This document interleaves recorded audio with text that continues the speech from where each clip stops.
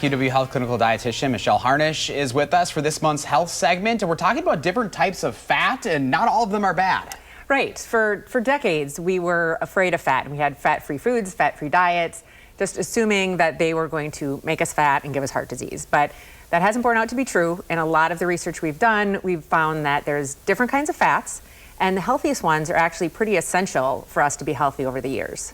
What kinds of fats are we looking at that maybe people would be interested in eating more of? Well, technically they're called polyunsaturated and monounsaturated, but those aren't required to be on the food labels. So the safest way to look for them is you want to find your plant and fish sources. So things like nuts and seeds, avocado, olives and olive oil. Your fatty fish are going to be salmon and trout and tuna and mackerel. So those are going to be great ways to get the best fat. What they do good for us is they actually help us with brain health from infancy to our older days. And so brain health is such an important thing these days. It's a really great way to help that.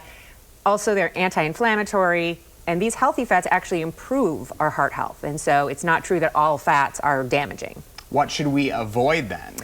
The main thing you want to avoid actually is what they call hydrogenated fat. So you have to look in the ingredient list and you'll see either hydrogenated fat, hydrogenated oil. Those are actually kind of off the trans fats, which we know are the most damaging.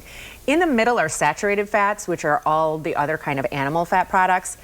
We found that we don't need to avoid those like the plague, but just keep them portion sized. Really try to increase actually your healthy fats, and that can help with all of the healthful balances that you can get. And use fat as a healthy thing, not something to avoid. And that's like one of the things, everything in moderation, right? Yes, it is true. Awesome. Well, Michelle, thank you so much for the tips today. We appreciate it.